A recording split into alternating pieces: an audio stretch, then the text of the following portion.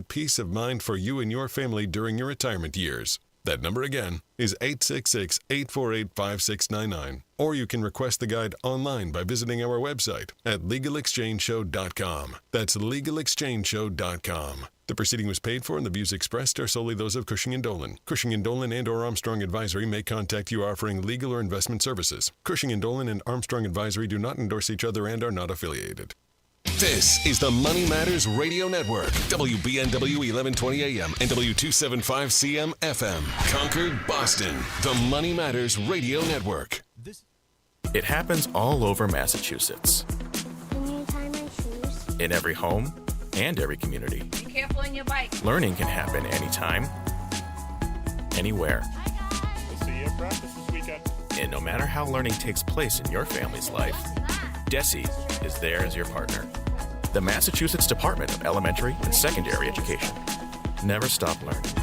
Find out more at mass.gov/back-to-school. Sponsored by the Massachusetts Department for Elementary and Secondary Education.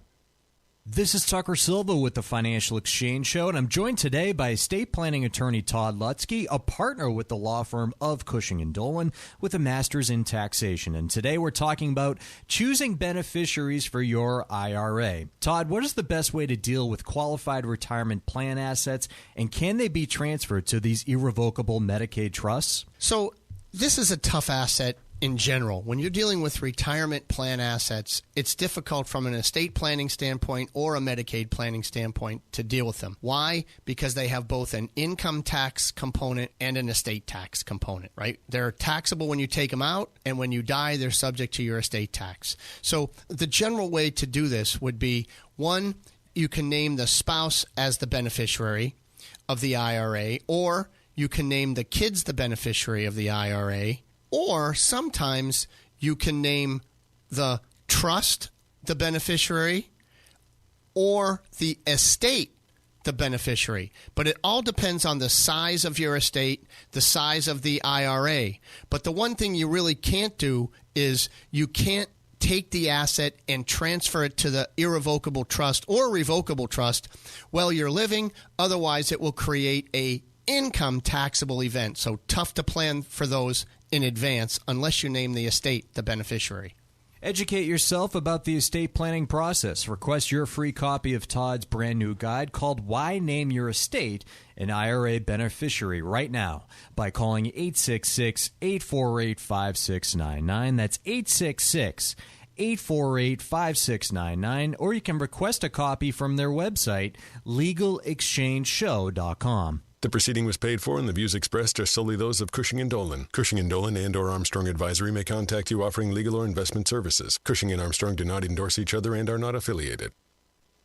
Every single day, more than 2,000 U.S. companies face a cyber threat or attack. The Boston Red Sox in Fenway Park chose Centripetal as their official cyber network security partner to ensure the protection of their network and ballpark. Intelligence is the answer to protecting your network, and Centripetal is the global leader of intelligence-powered cybersecurity. The choice is yours. Are you going to be another one of those attacked companies? Or are you ready to experience a radical new cybersecurity solution? Find out why the Red Sox chose Centripetal at www.centripetal.ai.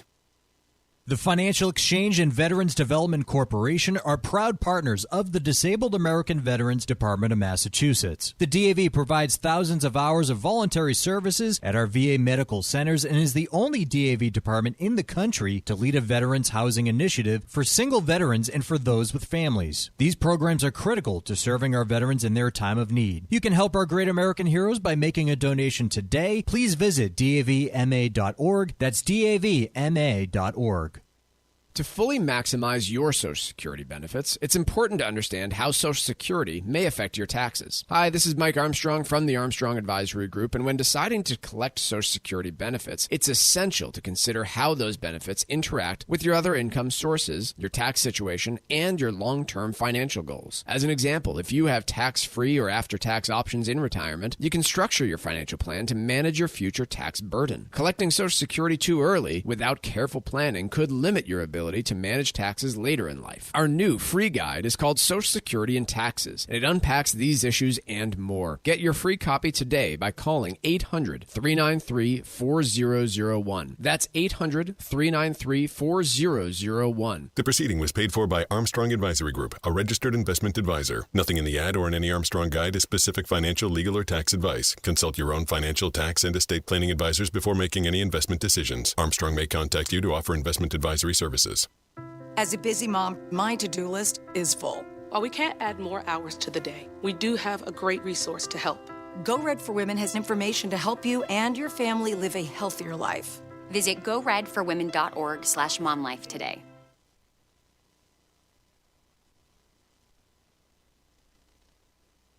The Financial Exchange is produced by Money Matters Radio and is hosted by employees of the Armstrong Advisory Group, a registered investment advisor. All opinions expressed are solely those of the hosts, do not reflect the opinions of Armstrong Advisory or anyone else. Investments can lose money. This program does not offer any specific financial or investment advice. Please consult your own financial, tax, and estate planning advisors before making any investment decisions. Armstrong Advisory and the advertisers heard on this program do not endorse each other or their services. Armstrong and Money Matters Radio do not compensate each other for referrals and are not affiliated.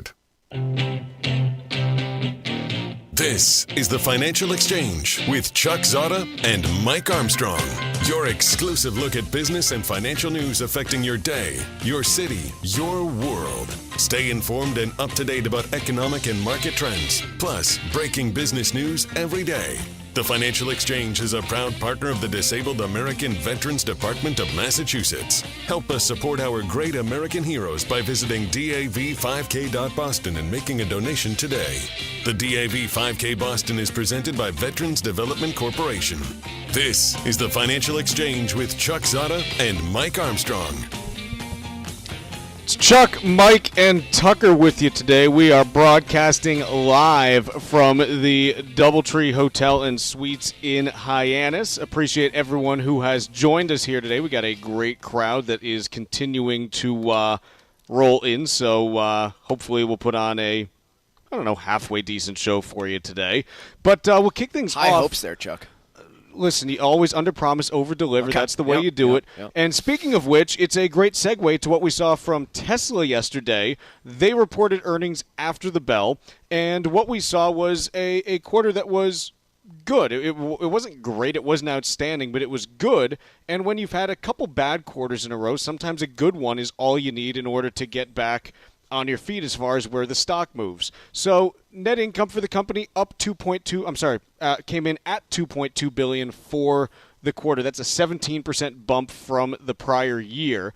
The biggest thing driving that profit increase wasn't a huge increase in the sale of their cars or in their margins, but rather, hey, they have a bunch of clean energy credits that they get for making electric vehicles, and they sell those off to other automakers that need to meet different emission standards and things like that. Yeah, can we talk about that? Where does that – is that a Obama-era law on the tax credits, or was that existing beforehand? I mean, couldn't tell you. Not effectively, sure. It is pure play profit for Tesla, who only sells electric vehicles. And they sell these to General Motors, to all the other car makers out there who are not meeting those standards and need to buy these credits on the free market.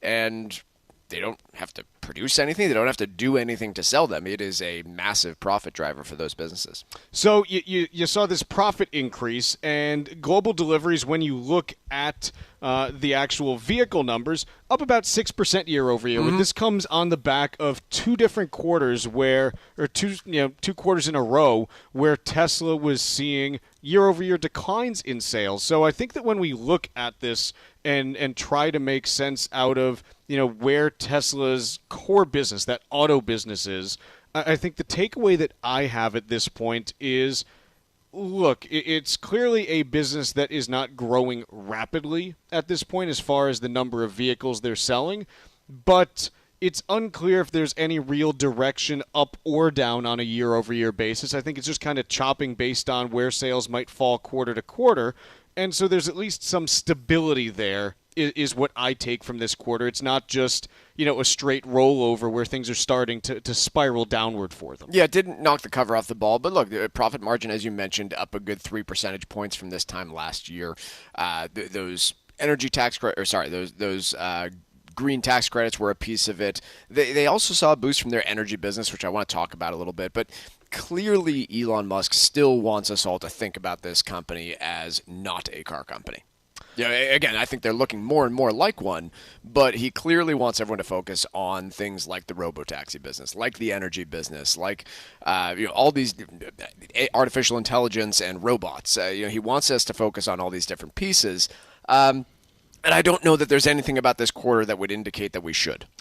No, and some of the quotes, this is where, look, you have a company that has, again, a good quarter where it's like, hey, maybe the last couple quarters look like an aberration.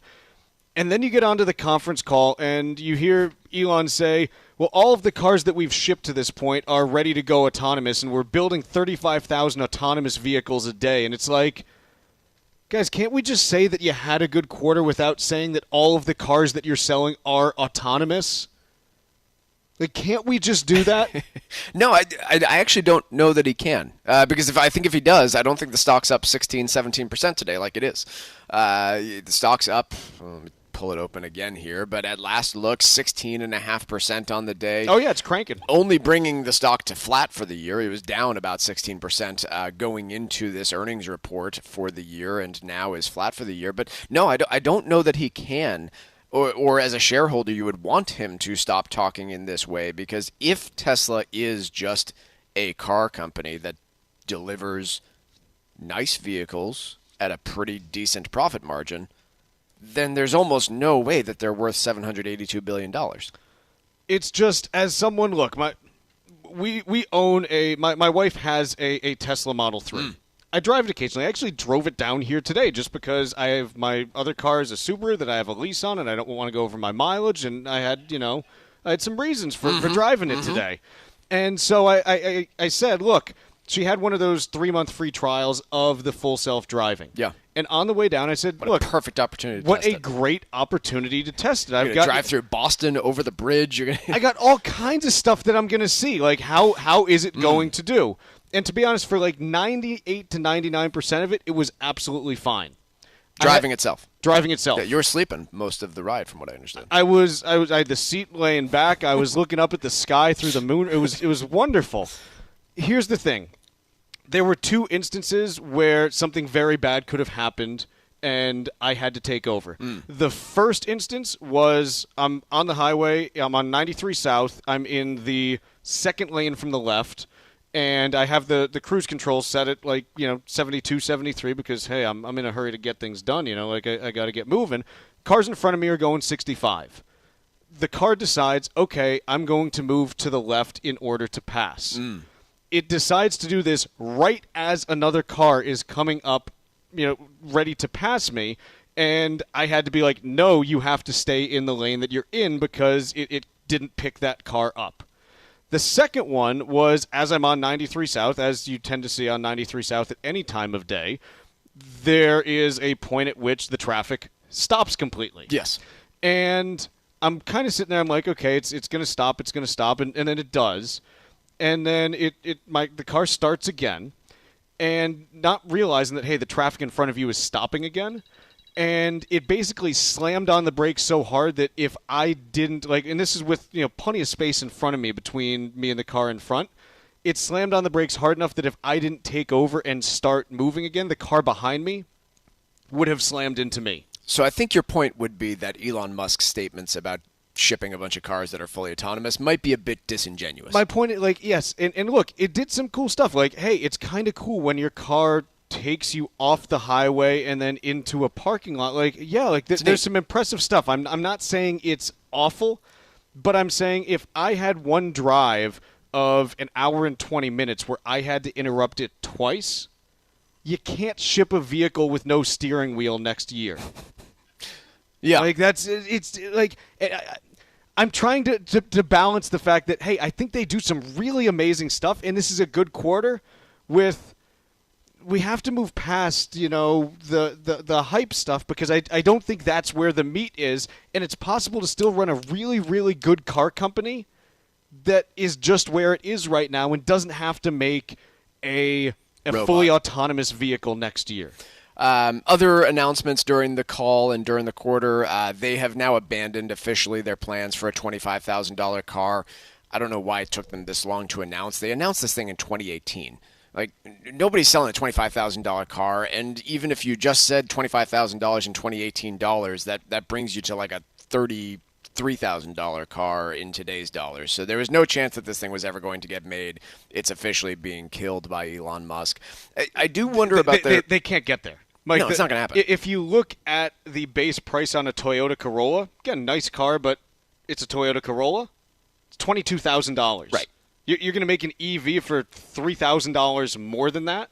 Yeah. So it made perfect sense in the US, to kill it. like, My only point would be you should have killed this 2 years ago instead of dragging everybody along on it. It was a plan that was announced in 2018. They probably did. They probably just didn't want to tell anyone until they were closer, or thought they were closer on the autonomy stuff. Mm-hmm.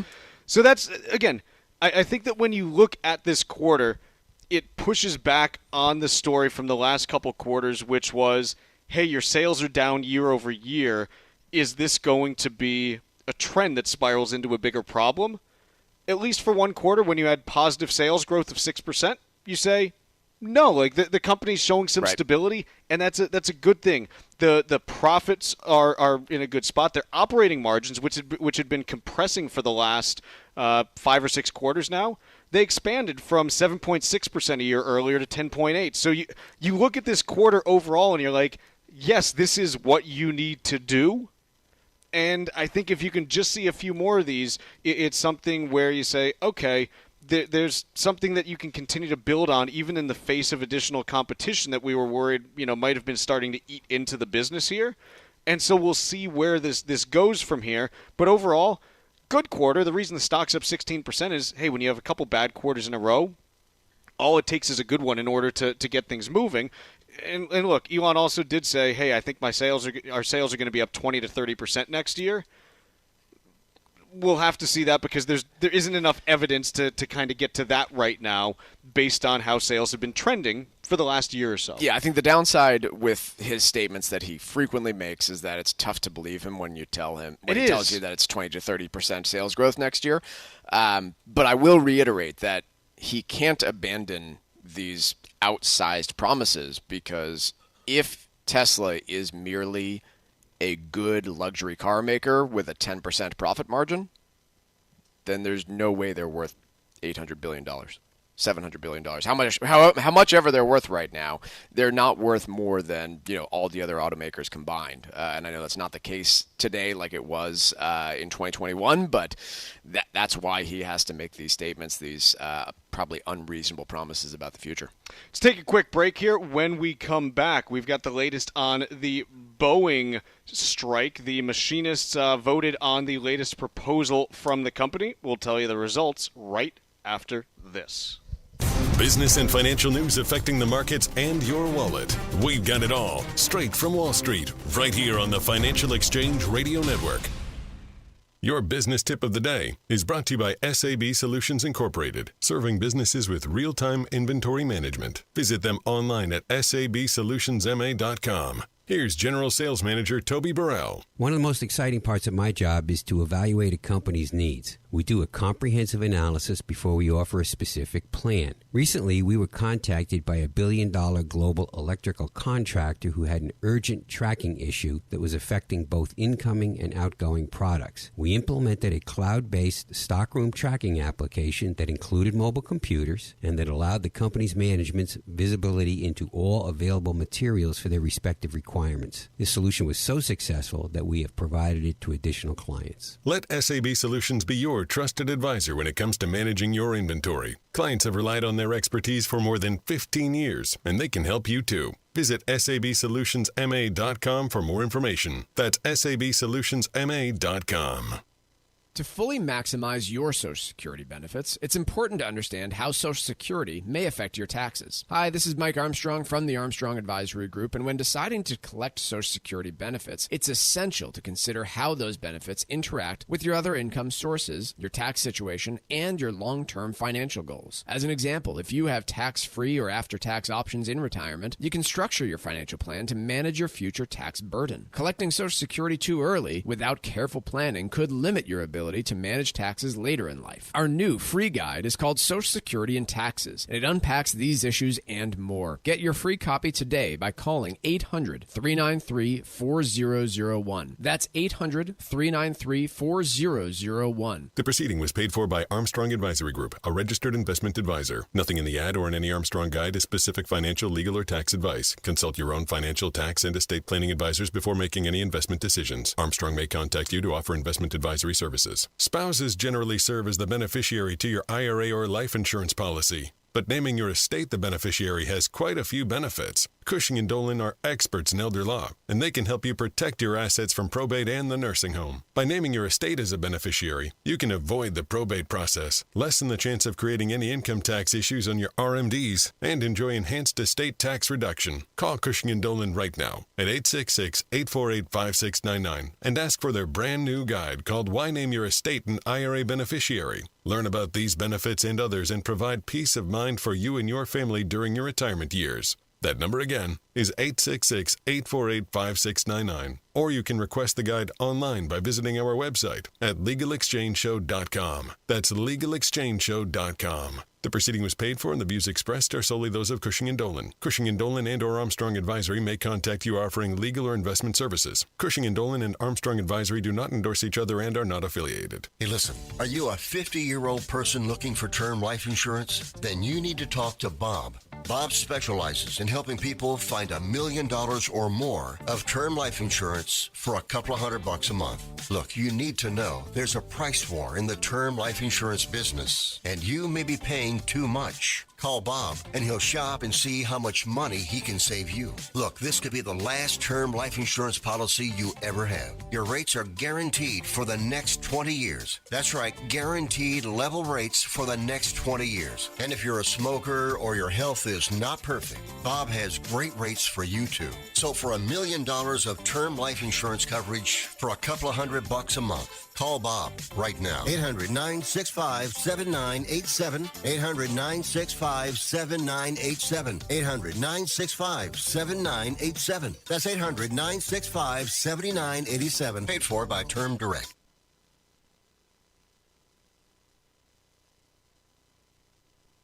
Miss any of the show? Catch up at your convenience by visiting financialexchangeshow.com and clicking the on-demand icon where you'll find all of our interviews and full shows. This is your home for the latest business and financial news in New England and around the country. This is the Financial Exchange Radio Network. The ultimate Boston sports auction to benefit the Disabled American Veterans Department of Massachusetts is coming soon.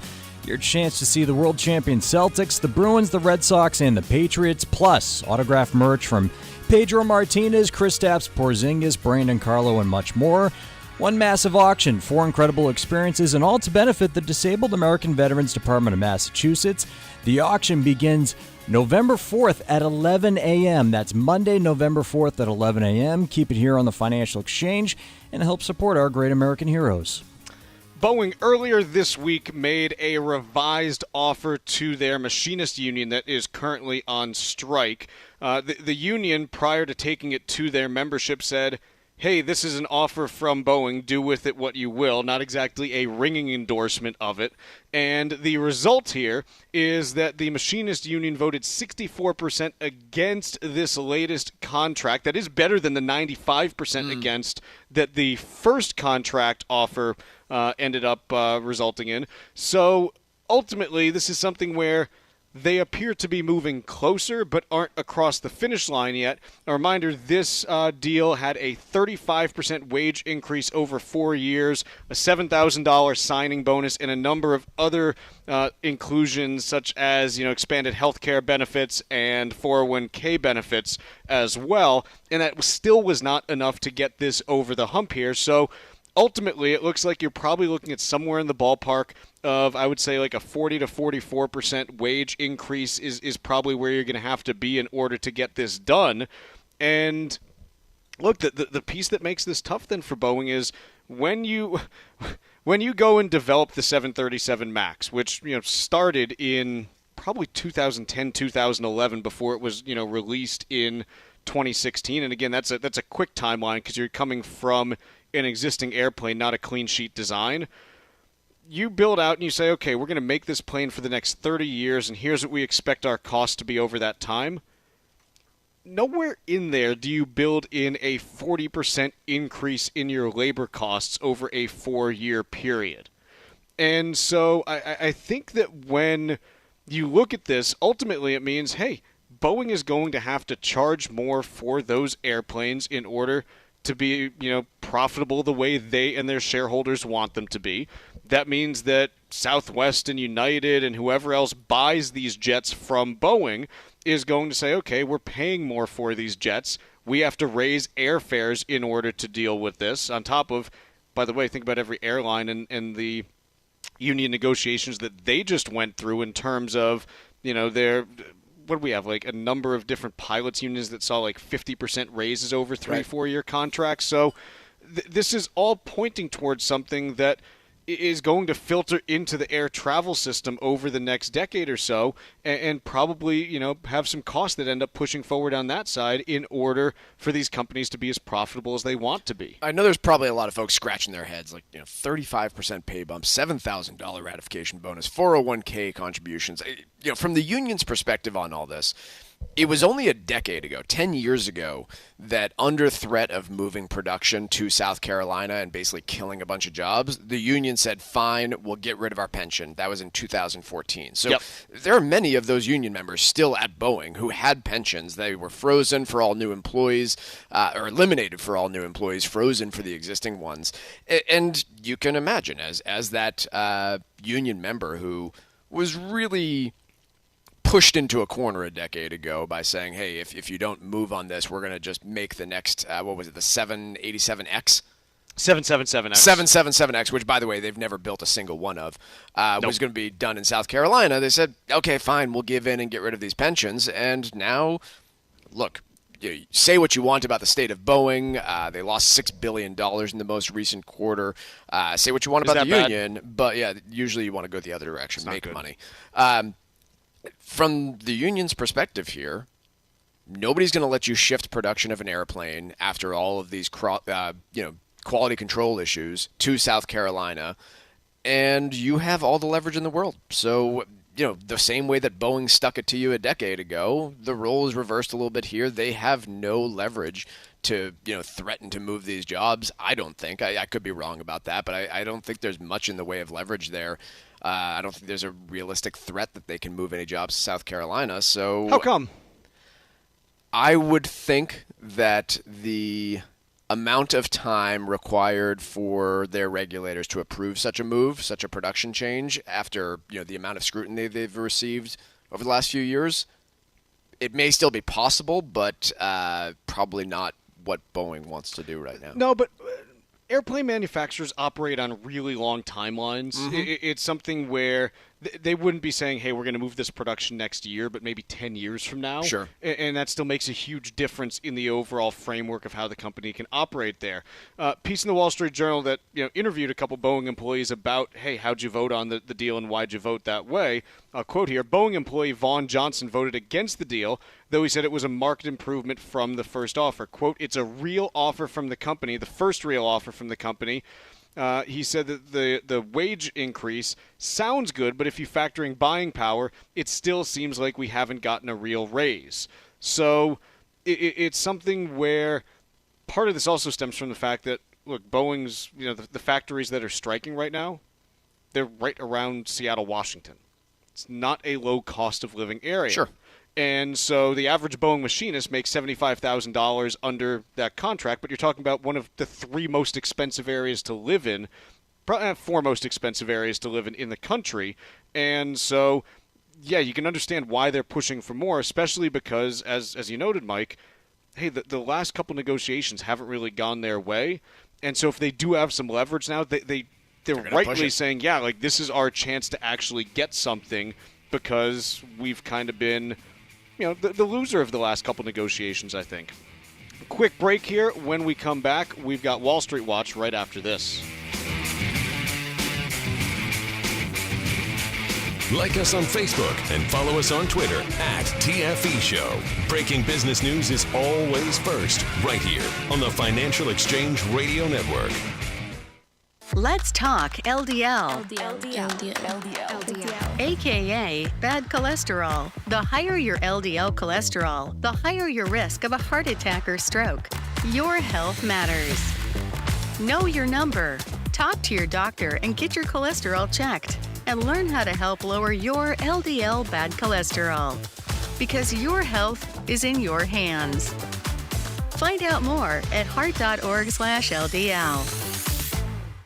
Congress is poised to pass a bill to keep AM radio in cars, but time is running out. 82 million Americans risk losing the news, sports, talk, traffic, and vital emergency information they rely on. Text AM to 52886 and tell Congress to pass this bill now. Message and data rates may apply. You may receive up to 4 messages a month, and you may text STOP to STOP. This message furnished by the National Association of Broadcasters.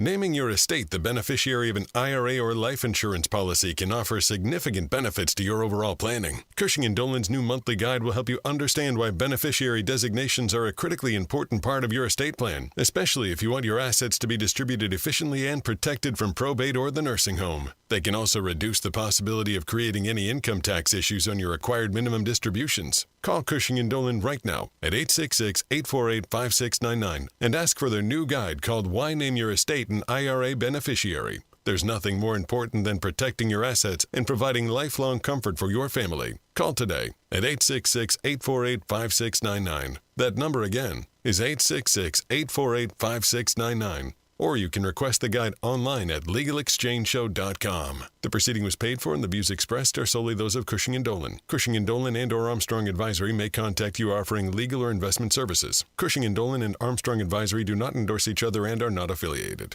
Fall is in full swing. The leaves are changing, the days are getting shorter, and the cold is inching closer. Don't let the prospect of darkness at 4 p.m. get you down, because your next incredible vacation is just a click away. The U.S. Virgin Islands are St. Croix, St. Thomas, and St. John. Enjoy one or all three and experience rich history, world-class cuisine, a wide variety of water sports, and the most pristine beaches anywhere in the world. Go to visitusvi.com and check out the American Caribbean, where you'll find all the information you need to book a trip you'll never forget. Upon arrival, you'll fall naturally in rhythm with the heartbeat of the islands. Travel to and from New England is simple, and your stay will be hassle-free because this is the American Caribbean. There's no passport required and no money to exchange. Whether it's a romantic getaway or a family vacation, make your plans now to get out of the cold and head to America's Caribbean paradise. Go to visitusvi.com and book your trip of a lifetime today. That's visitusvi.com. Hi, this is Chuck and Mike from the Armstrong Advisory Group, and we have a guide this month titled Social Security and Taxes. Mike, first question to ask, how is Social Security taxation determined? Well, it's dependent on all of your total income that you have in retirement when collecting Social Security. And they include the Social Security benefits in that calculation. But, generally speaking, if your only income is coming from Social Security, very little of it, if any, will actually be taxed when you go to file your return.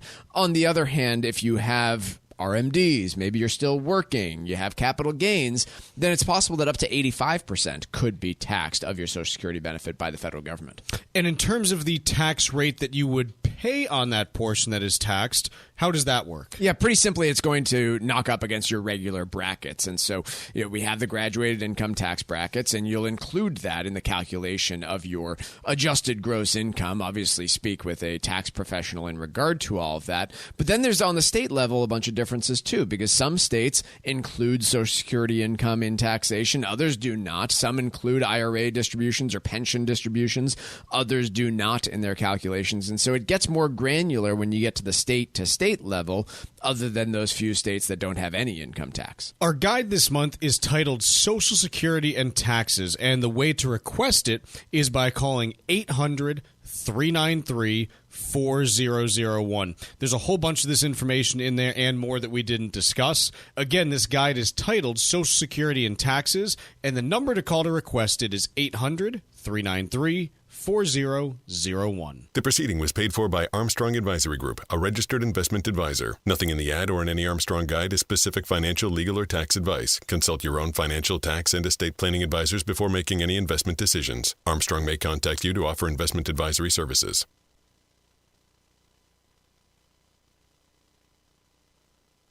Time now for Wall Street Watch. A complete look at what's moving markets so far today, right here on the Financial Exchange Radio Network. Well, after yesterday's sell-off where the Dow notched its biggest single-day loss since early December, markets today are in mixed territory.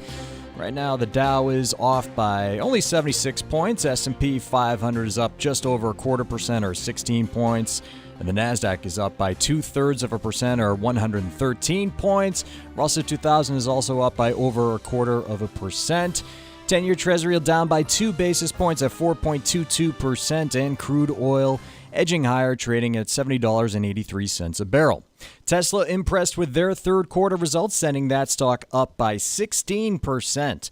The electric car maker posted a better-than-expected profit for the previous quarter. CEO Elon Musk said he also expects to see vehicle growth of 20 to 30% next year. Meanwhile, Boeing down by 1.5% after its Machinists union rejected a new labor deal extending the 6-week strike. Elsewhere, according to Bloomberg News, Seadrill is in merger discussions with rival Transocean. While a deal has not been finalized, the companies could choose to stay independent. Seadrill shares are up by 6%. UPS posted gains in quarterly revenue earnings for the first time in over a year, sending that stock up by 4%. IBM missed street forecasts on third quarter revenue, but did beat on earnings expectations. That stock down by 5%. Toy maker Mattel revealed mixed third quarter results, beating on earnings but missing on revenue. The company did say its profit margins were holding up due to cost cuts. That stock up by 4%, and T-Mobile up by 4% as well after the company beat earnings and revenue expectations and also hiked its full-year guidance. I'm Tucker Silva, and that's Wall Street Watch. Mike, let's talk a little bit about Southwest Airlines. They have been kind of under siege by activist investment firm Elliott Investment Management, who's been pushing for changes in the company, largely because the company, quite honestly, has been lagging in terms of profits and growth compared to their peers who offer more premium products and, international flights and the stuff that people have been buying the last couple of years. So they came out, they reported earnings yesterday after the bell, and their profits were more than double their estimates, actually, and starting to maybe show some signs that, hey, after, kind of battling with this activist investor for the last 6 to 9 months, they're starting to see some progress in turning the ship and getting the kind of results that they need in order to maintain the control over the board that they want to. What would you make of the fact that the stock's selling off 4.5% this morning? I don't know. It's not good enough, I guess. Yeah. I mean, again, it all comes down to expectations, and this is why playing silly games like guessing which direction the stock is going to go on a day-to-day basis is all but useless. But, I mean, to speak to the severity of Southwest's issues over the last few years, their stock has been basically cut in half over the last 5 years. Now, granted, COVID was in between that. It went down, it recovered, but a 50% hit, a 48.3% hit over the last 5 years to the stock price on, an airline that, for one reason or another, has just not remained competitive in the same way that others have. And I think it's really a combination of things. Certainly, the boarding method and the lack of ability to book actual seats on the plane probably is an issue that they're trying to deal with. I do think, I don't know about how you shop for flights, Chuck, but like the process, and I do it, but I'm sure I'm, not exactly in good company of looking for my flights and then separately opening up a whole new browser to go to Southwest's dedicated website because that's the only place you can actually search for their flights. I know it has saved them money over time, but that's just not how people shop for airplane tickets these days. You go to Google Flights, you go to Expedia, you go to one of these places, you see what the best options are, and then as an afterthought, you might think, oh boy, I forgot that Southwest doesn't market on these sites. I got to go take a look there, because the only thing that people tend to care about when booking a flight tends to be price. Yeah, and if you go and take a look just at, again, I'm looking over the last 3 years, so airlines and how they've performed. Best performing airline stock over the last 3 years is United. Most of that's been in the last week, actually. Just remember, they reported earnings last week and had a huge day on the top end. So United over the last 3 years, stock price is up 58.5%. You're like, okay, like that's fun. Delta up 36% over that time, and I think Delta's the one that most people look at and say, hey, they generally have the most stable long-term track record in a very unstable industry. You get past that, and every other major carrier is down over the last 3 years. And again, I say major carrier because look, there's really only one other that's the same kind of scale, and that's American, which is down. Their stock's down 32% over the last 3 years. Southwest down 38%, and then you get into the companies that there's questions, existential ones about will you continue to exist? Spirit down 88%, JetBlue down 51%. Mm-hmm. Again, this is why whenever anyone asks me, look, if you could light $10 billion on fire in any industry, which one would it be? It's so easy to do it in airlines. It's so easy. It is the least hospitable industry to try to deal with. You've got insane fixed costs that you have to deal with.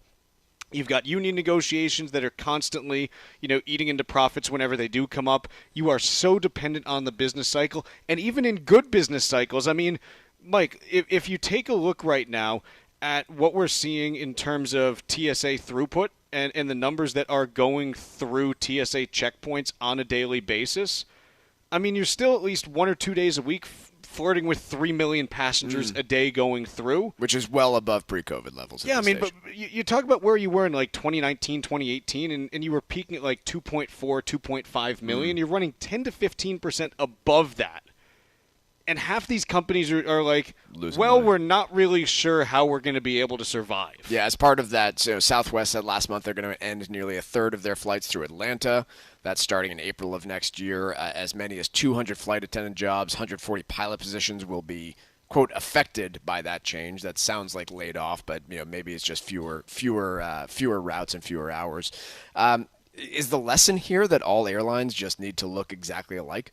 Like, what I hate about all this, all the changes that Southwest is going to undergo over the next few years probably means that you're booking seats the same way you do with other airlines, that you're getting charged baggage fees the way you are with other airlines.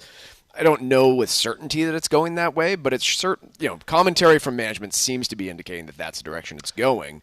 And is that the only way to make money in this industry now? No. Well, now, yes. But I think it's always cyclical. Yeah. If you look back 15, 20 years, the entrance that we had into airlines in the 2000s, they were all on the budget side of things. JetBlue comes in. Spirit comes in. Like, these were airlines that were not targeting premium products. Sure. And they did very well for a time because... Didn't even have first-class cabins. No, they offered something that was just fundamentally different from what was there at the time. And so I think you go through these cycles where, everyone's going to look at the Delta model now and say, that's what we want to be gearing towards because, hey, if we're flying from Boston to LAX, okay, sure, we can get $500 per economy seat, but we can get $2,500 for each premium seat, and that only takes up 50% more space. So on a per unit basis, we're making way more being able to sell some of those seats. Yep. There might be a different time where, look, if the economy isn't as good, I mean, look at why those budget carriers got popular in the mid to late 2000s. Because the economy sucked. The economy was garbage. I mean, nobody had a job. No one had any money. It was like, I'll do $60 on Spirit if you take me to the wing. That's fine. Like, I don't care. Just get me there. It's no big deal. So I think that this is kind of the environment that we're in now, which is, hey, wealthy consumers still have money to spend, and if they do, that's where you make your money. In basically any business right now. I mean, you talk about the low end of the wage scale and the pressure that they're feeling because of the cumulative inflation from the last 3-4 years. The high end is where you're able to make money right now, and I think it's no different in airlines than anywhere else. You mentioned Spirit a couple times there, and separate story here, but as you mentioned, kind of circling the toilet, potentially looking at bankruptcy here. That becomes such a quickly self-fulfilling prophecy when you talk about something like an airline. Like, there is no doubt in my mind, I don't know what it would take me to book a ticket on a Spirit Airlines flight right now.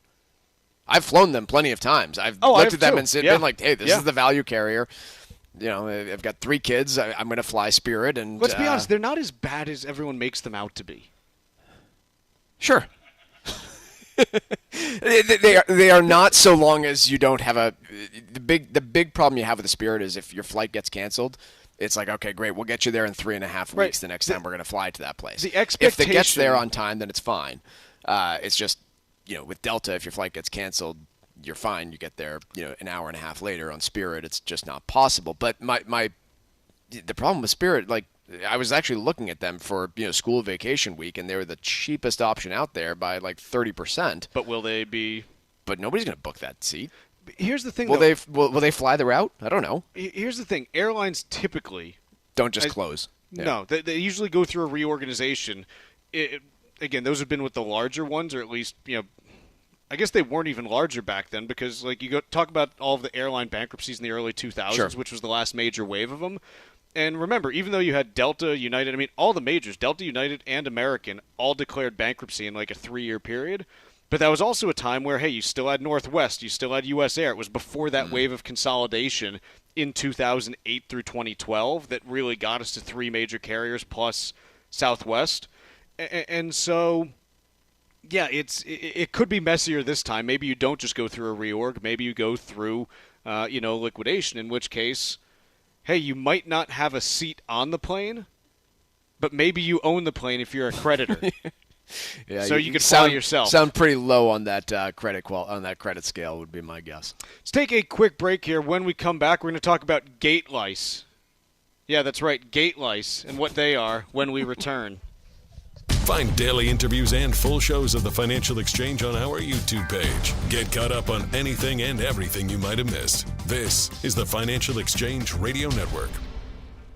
To fully maximize your Social Security benefits, it's important to understand how Social Security may affect your taxes. Hi, this is Mike Armstrong from the Armstrong Advisory Group, and when deciding to collect Social Security benefits, it's essential to consider how those benefits interact with your other income sources, your tax situation, and your long-term financial goals. As an example, if you have tax-free or after-tax options in retirement, you can structure your financial plan to manage your future tax burden. Collecting Social Security too early without careful planning could limit your ability to manage taxes later in life. Our new free guide is called Social Security and Taxes, and it unpacks these issues and more. Get your free copy today by calling 800-393-4001. That's 800-393-4001. The proceeding was paid for by Armstrong Advisory Group, a registered investment advisor. Nothing in the ad or in any Armstrong guide is specific financial, legal, or tax advice. Consult your own financial, tax, and estate planning advisors before making any investment decisions. Armstrong may contact you to offer investment advisory services.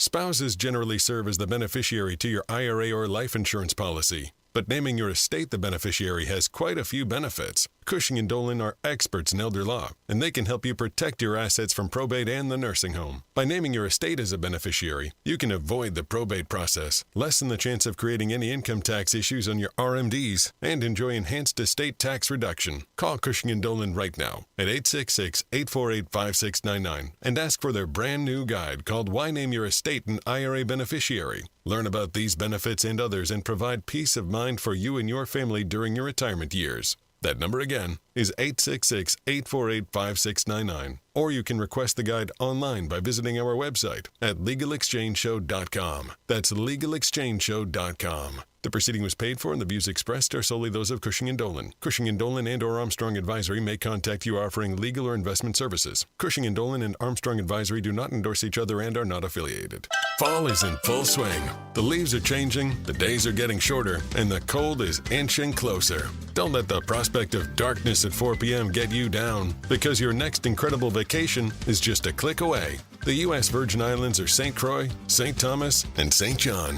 Enjoy one or all three and experience rich history, world-class cuisine, a wide variety of water sports, and the most pristine beaches anywhere in the world. Go to visitusvi.com and check out the American Caribbean, where you'll find all the information you need to book a trip you'll never forget. Upon arrival, you'll fall naturally in rhythm with the heartbeat of the islands. Travel to and from New England is simple, and your stay will be hassle-free because this is the American Caribbean. There's no passport required and no money to exchange. Whether it's a romantic getaway, or a family vacation. Make your plans now to get out of the cold and head to America's Caribbean paradise. Go to visitusvi.com and book your trip of a lifetime today. That's visitusvi.com. Are you over the age of 50? Want peace of mind and financial security for your family? Here's an important message to you from Senior Care USA. The average funeral now costs over $10,000. That leaves your loved ones the burden of paying your debts and funeral costs. Our plans start as low as $1 per day and will pay your family up to $30,000 to help pay for your funeral and other expenses. There are no medical exams. Your rates will never increase, and your plan cannot be canceled, regardless of your medical conditions, as long as you make your premium payments. Get up to $30,000 in final expense insurance. Call now for free information. Just answer a few simple questions and get approved right over the phone in just a few minutes. Call right now. Call 800-378-3818. 800-378-3818. 800-378-3818. That's 800-378-3818.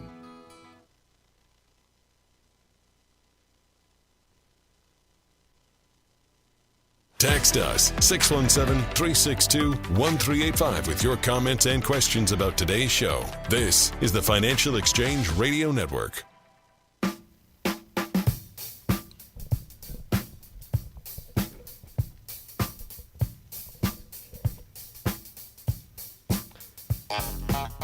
Mike, you ever have gate lice? No, I got an email from my kid's teacher the other day, but I don't think that was gate lice. I think it was just lice. So this is actually the first time I've heard this term. I actually love this term. It refers to so derogatory. If you've ever been at an airport and you're waiting for your plane and they say, okay, boarding group A or boarding group 1, you may now board, and someone with boarding group 46 shows up and is like, yeah, I'm in this group. This is those are gate lice. Those are the people that they mill around and they just try to get on the plane before, because obviously, look, here's the thing.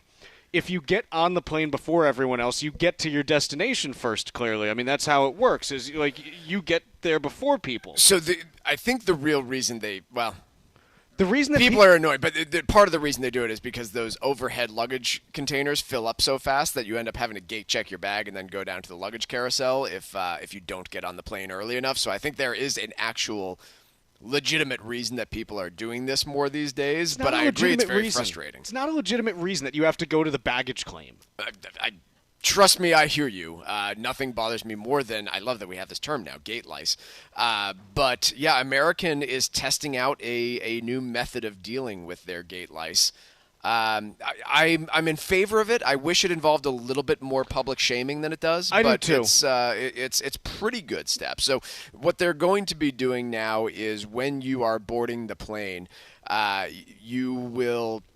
they'll call your boarding group, and if you scan your boarding pass and it's in the wrong group, today, like the gate agent has to notice it and actually pay attention, and it's not terribly obvious. Going forward, there's going to be a loud beeping sound, and they'll just tell you move to the side unless maybe they'll let you through if you're particularly good looking or traveling with your kids would be my guess. But nonetheless, like I said, I think this will help maybe to cut down on the problem.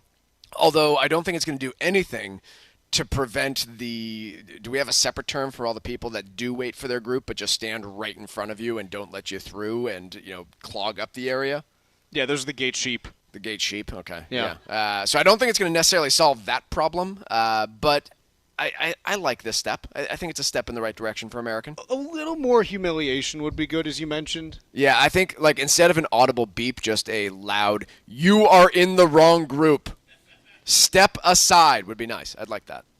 Or just hey, a little area that you get put into and you literally have to board the plane last then. Yeah. You wanted to get on before everyone else? You're getting on dead last. You were 4, now you're 10. Yeah, you're in the last one. I think that's how it should work. Fall's in full swing, the leaves are changing, the days are getting shorter, and the cold is inching closer. Don't let the prospect of darkness at 4 o'clock get you down, because your next incredible vacation is just a click away. The U.S. Virgin Islands are St. Croix, St. Thomas, and St. John. Enjoy one or all three and experience rich history, world-class cuisine, a wide variety of water sports, and the most pristine beaches anywhere in the world. Go to visitusvi.com and check out the American Caribbean, where you'll find all the information you'll need to book a trip that you'll never forget.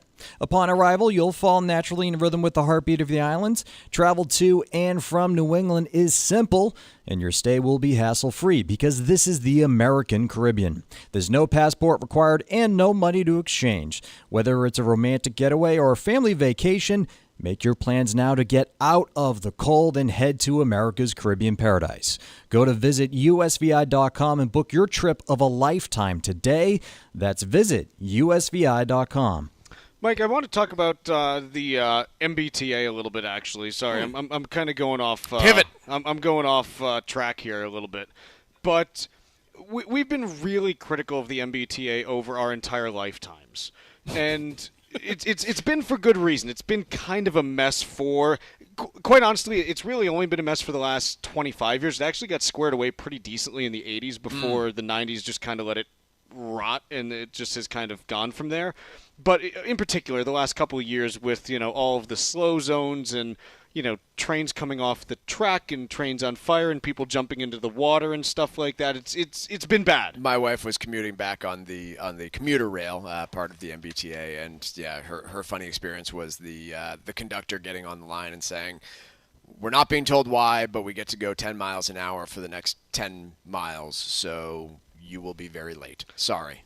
But I have to give them a little bit of credit here. So about a year and a half ago, Philip Eng, who previously headed up the Long Island Railroad, and he came in and was appointed in April of 2023 to head the MBTA.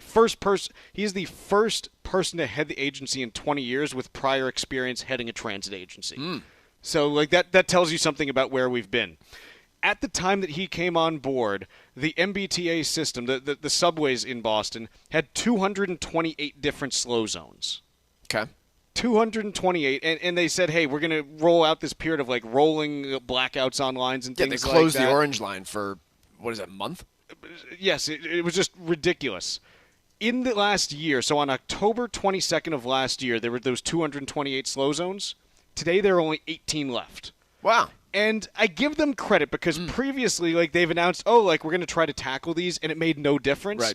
And granted, this is just kind of basic blocking and tackling, but it's the basic blocking and tackling they have not been able to do over the past decade in particular. With the existing transit system, you want basic blocking and tackling. I don't need innovation out of the MBTA. You just couldn't trust that it was going to get done. Remember they had all the stuff about the falsified maintenance records and things like that?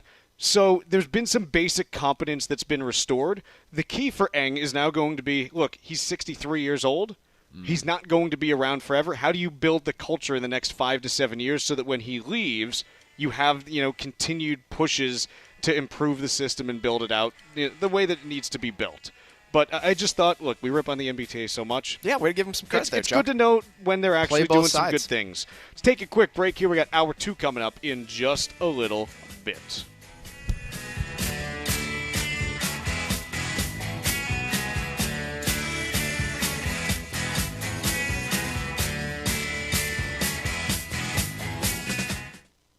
Cardiovascular disease is the #1 killer of women, taking the lives of 1 in 3. That's more than all forms of cancer combined. For too long, heart disease and stroke have taken the lives of the women we love. But we're not giving up. Because we have something better. Stronger, more powerful. We have each other. When we come together and go red, the more power we have against our greatest health threat. Visit GoRedForWomen.org today to learn more. Are you retired like me, and you just found out you owe the IRS a ton of money? Well, what would your life be like if they took your retirement savings away from you? They can do it, and your property. If you owe the IRS back taxes or you haven't filed in a while, the Tax Relief Line is here to help you. They can stop the IRS from taking your retirement savings. If you qualify, you could have your tax bill reduced to 0. That's right, if you're retired and you owe the IRS a lot in back taxes, taxes, you could have your entire tax bill reduced to zero due. The IRS has now hired thousands of new employees, so they're ready to come after you. Don't let them take your retirement savings or property. Make this free call now. 800-251-2153. 800-251-2153. 800-251-2153. That's 800-251-2153. Every single day, more than 2,000 U.S. companies face a cyber threat or attack. The Boston Red Sox in Fenway Park chose Centripetal as their official cyber network security partner to ensure the protection of their network and ballpark. Intelligence is the answer to protecting your network, and Centripetal is the global leader of intelligence-powered cybersecurity. The choice is yours. Are you going to be another one of those attacked companies? Or are you ready to experience a radical new cybersecurity solution? Find out why the Red Sox chose Centripetal at www.centripetal.ai. The Financial Exchange and Veterans Development Corporation are proud partners of the Disabled American Veterans Department of Massachusetts. The DAV provides thousands of hours of voluntary services at our VA medical centers and is the only DAV department in the country to lead a veterans housing initiative for single veterans and for those with families. These programs are critical to serving our veterans in their time of need. You can help our great American heroes by making a donation today. Please visit davma.org. That's davma.org. This is the Money Matters Radio Network, WBNW 1120 AM and W275 CM FM, Concord, Boston. The Money Matters Radio Network. This is Tucker Silva of the Financial Exchange Show, and I'm joined today by estate planning attorney Todd Lutzke, a partner with the law firm of Cushing & Dolan with a master's in taxation. And today we're talking about choosing beneficiaries for your IRA. Todd, what is the best way to set up designated beneficiaries for qualified plan assets from both a Medicaid and estate tax planning perspective for a married couple? Generally, for a married couple, you have several choices. The most commonly used one is you're going to make the surviving spouse the designated beneficiary. It doesn't shelter assets from estate taxes. It just passes to the surviving spouse. It avoids probate, and it's probably the best way to go from an income tax perspective, not necessarily an estate tax perspective. Another way would be you could technically name the trust the beneficiary of the IRA when you pass. That at least will help it shelter assets for estate tax purposes and still provide for the surviving spouse. But from a Medicaid perspective, it will then protect it from the nursing home, but it'll take 5 years. Perhaps the newest and best way to do this would be to name the estate the beneficiary, provided you are over age 73 or over. That way, it goes through probate into the will. It is sheltered for estate taxes. It is immediately protected from the cost of long-term care for the surviving spouse, and the surviving spouse has access to it as well. Educate yourself about the estate planning process. Request your free copy of Todd's brand new guide, Why Name Your Estate an IRA Beneficiary, right now by calling 866-848-5699. That's 866-848-5699. Or you can request a copy from their website, legalexchangeshow.com. The proceeding was paid for, and the views expressed are solely those of Cushing & Dolan. Cushing & Dolan and or Armstrong Advisory may contact you offering legal or investment services. Cushing & Armstrong do not endorse each other and are not affiliated. Fall is in full swing. The leaves are changing, the days are getting shorter, and the cold is inching closer. Don't let the prospect of darkness at 4 p.m. get you down, because your next incredible vacation is just a click away. The U.S. Virgin Islands are St. Croix, St. Thomas, and St. John. Enjoy one or all three and experience rich history, world-class cuisine, a wide variety of water sports, and the most pristine beaches anywhere in the world. Go to visitusvi.com and check out the American Caribbean, where you'll find all the information you need to book a trip you'll never forget. Upon arrival, you'll fall naturally in rhythm with the heartbeat of the islands. Travel to and from New England is simple, and your stay will be hassle-free because this is the American Caribbean. There's no passport required and no money to exchange. Whether it's a romantic getaway or a family vacation, make your plans now to get out of the cold and head to America's Caribbean paradise. Go to visitusvi.com and book your trip of a lifetime today. That's visitusvi.com. Here at the Massachusetts Department of Elementary and Secondary Education, we are committed to all students not only attending, but succeeding at school. Your presence is powerful. Share why you attend at doe.mass.edu. Sponsored by the Massachusetts Department of Elementary and Secondary Education. Environmental nonprofit Ocean River Institute is working with communities to tackle climate change with nature-based solutions that feature slowing water down and building more soil with grasses and plants. Research indicates that people acting in their own neighborhoods can build an inch of soil in a year and slow sea level rise down by as much as 25%. Please visit oceanriver.org for more information on opportunities to make a difference and go the distance for savvy stewardship of a greener and bluer planet Earth. Last year, we introduced you to Mark Vaughter, CEO of Veterans Development Corporation. Mark is a career military man, and we're proud to have him back as the presenting sponsor of the 2024 DAV 5K Boston. I'm a proud member of a military family, including my father, Victor, and my brother, Timmy. Serving my country was one of the greatest achievements of my life, and it's why I choose to give back to this special community. My father built Veterans Development Corporation, and I am honored to continue his legacy of working to help many disabled veterans and their families. It also gives me great pleasure to once again be the presenting sponsor of this year's DAV 5K Boston. I hope that by sharing my story, many other disabled veterans will be able to reach their goals once they conclude their service. Veterans Development Corporation is proud to be the presenting sponsor of this year's DAV 5K, taking place on Saturday, November 9th at Fort Independence in South Boston. To register for this year's race, visit dav5k.boston. As a busy mom to 4 kids, my to-do list is full. Trying to fit in exercise, eating right, and prioritizing self-care can feel next to impossible. While we can't add more hours to the day, we do have a great resource to help. Go Red for Women has easy tips, tools, and information to help you and your family live a healthier life. So to all the moms, the aunts, the grandmothers, and amazing women out there doing it all, visit goredforwomen.org/momlife today. You take care of them, Go Red for Women will take care of you.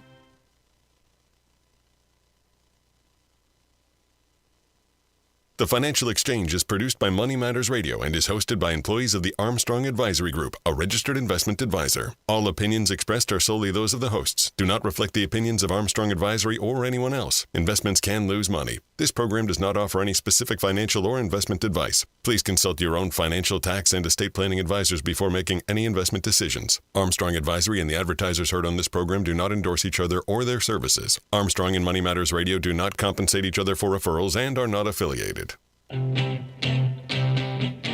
This is the Financial Exchange with Chuck Zodda and Mike Armstrong.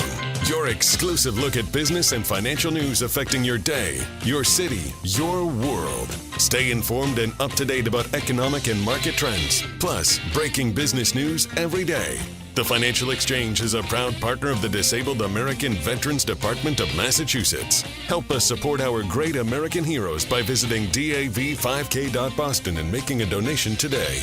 The DAV 5K Boston is presented by Veterans Development Corporation.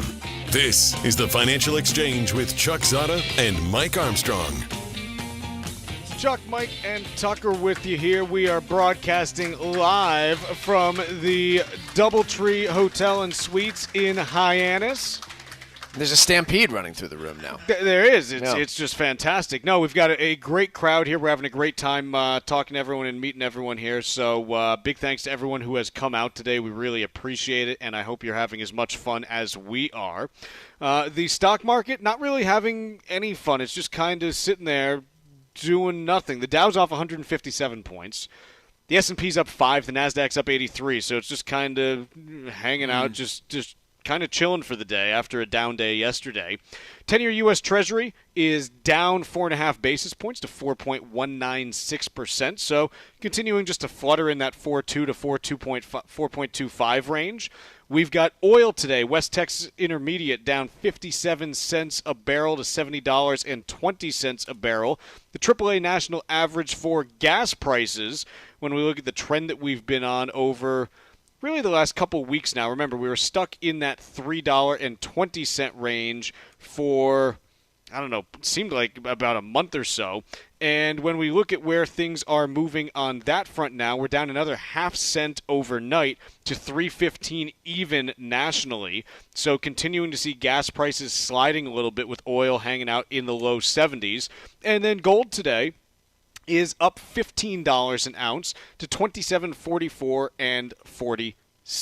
So that is what is going on. Again, we are broadcasting live from the DoubleTree Hotel and Suites in Hyannis.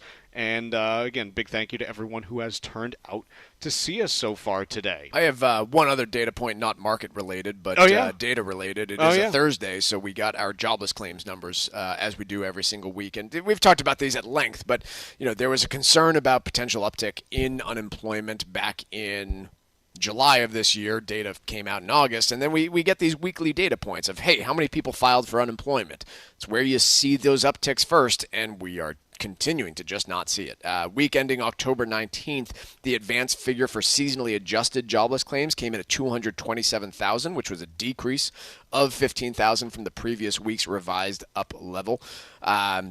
It was only slightly revised up, by the way. That previous week came in at 241,000. And so in spite of everything that you are seeing with strikes at Boeing, with layoffs downstream, they're talking about furloughs at companies like Spirit Aerosystems in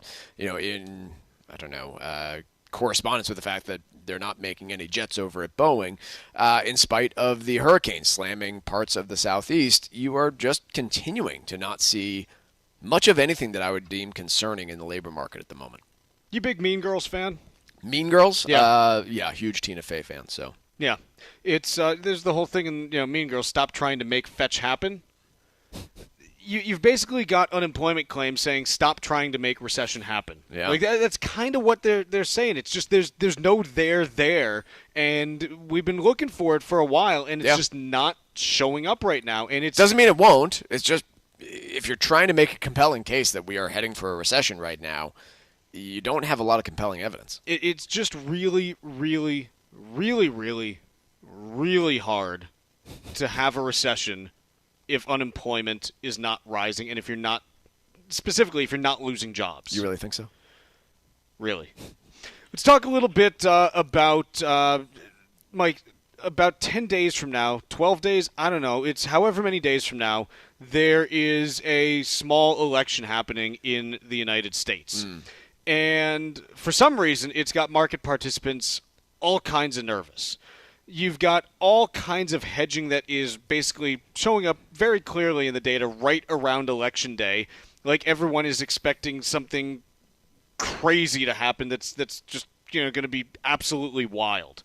And a couple things. First, I found a piece from 2020 from Forbes that had the S&P 500 price performance both heading into and coming out of elections historically. Great. And here's what it found. And it actually separated this by years in which the incumbent party won and years in which the incumbent party lost. And the day after an election, do you know how much volatility there is? Not a lot. Less than 1% is the average price move of the S&P 500. Okay. What about the week after? Likewise. About 1% is the average price move of the S&P 500.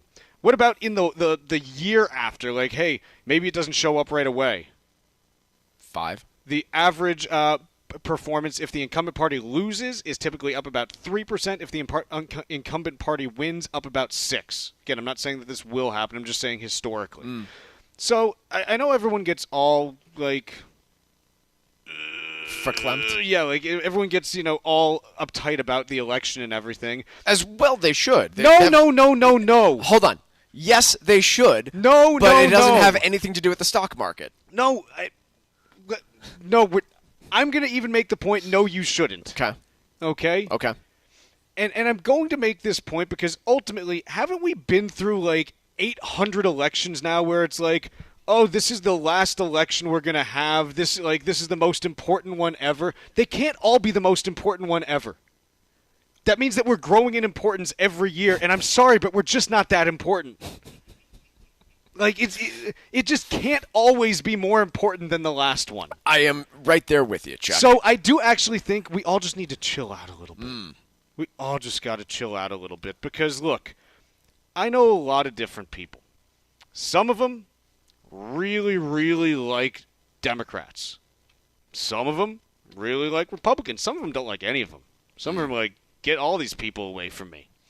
And all I know is that, look, if you were sitting there in 2012 and 2008 and you're like, man, that Obama, don't like what he's going to do. I'm gonna pull all my money out of the stock market because he's going to run it into the ground.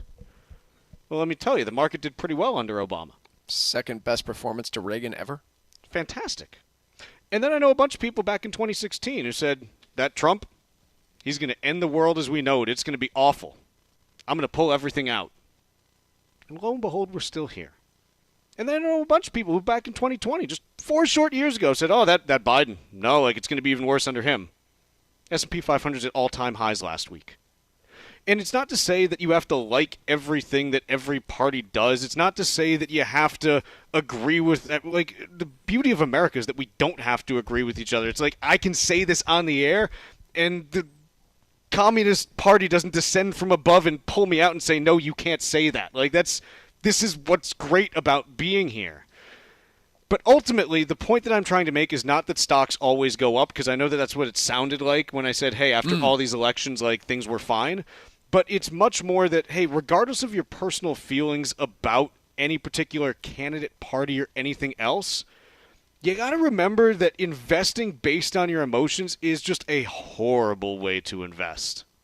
It's just really, doing anything based only on your emotions is kind of a horrible way to do it. Like, you end up in kind of some bad place if all you're doing is responding to your emotions on a daily basis without any, self-control.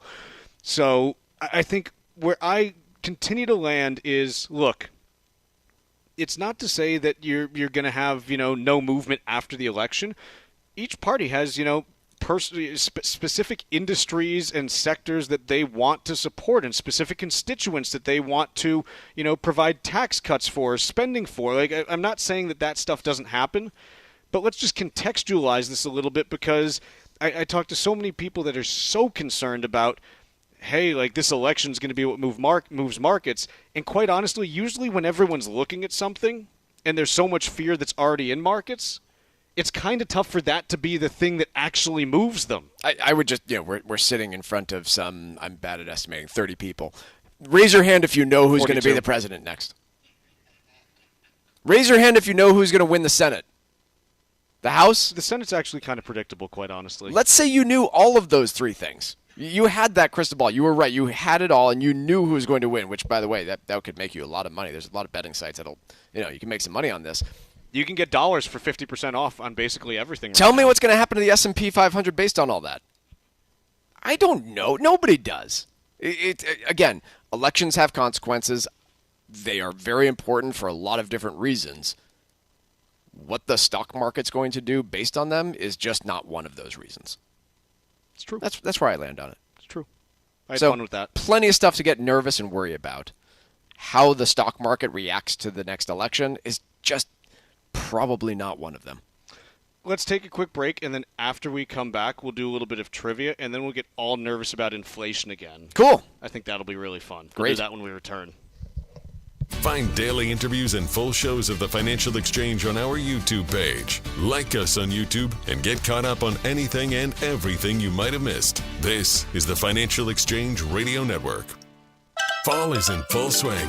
The leaves are changing, the days are getting shorter, and the cold is inching closer. Don't let the prospect of darkness at 4 p.m. get you down, because your next incredible vacation is just a click away. The U.S. Virgin Islands are St. Croix, St. Thomas, and St. John.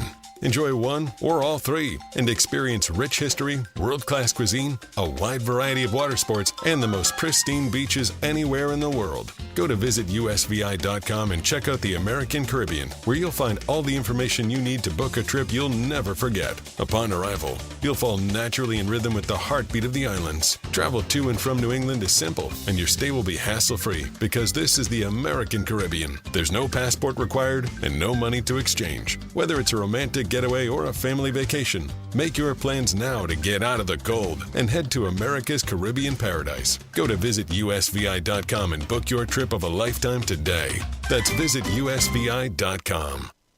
As a busy mom to 4 kids, my to-do list is full. Trying to fit in exercise, eating right, and prioritizing self-care can feel next to impossible. While we can't add more hours to the day, we do have a great resource to help. Go Red for Women has easy tips, tools, and information to help you and your family live a healthier life. So to all the moms, the aunts, the grandmothers, and amazing women out there doing it all, Visit goredforwomen.org/momlife today. You take care of them, Go Red for Women will take care of you. The ultimate Boston sports auction to benefit the Disabled American Veterans Department of Massachusetts is coming. Your chance to see the world champion Celtics, the Bruins, the Red Sox, and the Patriots, plus autographed merch from Pedro Martinez, Kristaps Porzingis, Brandon Carlo, and much more. One massive auction, 4 incredible experiences, and all to benefit the Disabled American Veterans Department of Massachusetts. The auction begins on November 4th at 11 a.m. only here on Money Matters Radio AM 1120 and FM 102.9 WBNW. Last year, we introduced you to Mark Vaughter, CEO of Veterans Development Corporation. Mark is a career military man, and we're proud to have him back as the presenting sponsor of the 2024 DAV 5K Boston. I'm a proud member of a military family, including my father Victor and my brother Timmy. Serving my country was one of the greatest achievements of my life, and it's why I choose to give back to this special community. My father built Veterans Development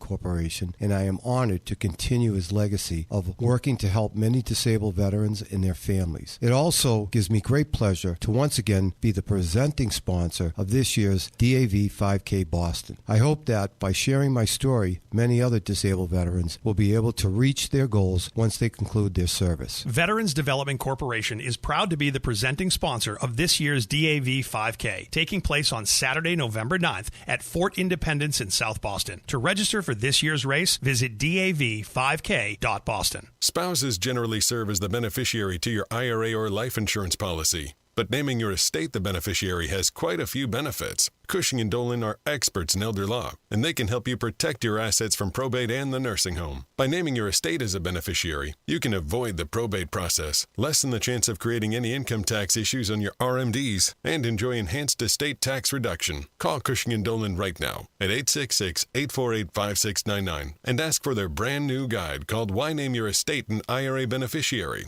Learn about these benefits and others and provide peace of mind for you and your family during your retirement years. That number again is 866-848-5699. Or you can request the guide online by visiting our website at LegalExchangeShow.com. That's LegalExchangeShow.com. The proceeding was paid for and the views expressed are solely those of Cushing & Dolan. Cushing & Dolan and or Armstrong Advisory may contact you offering legal or investment services. Cushing & Dolan and Armstrong Advisory do not endorse each other and are not affiliated.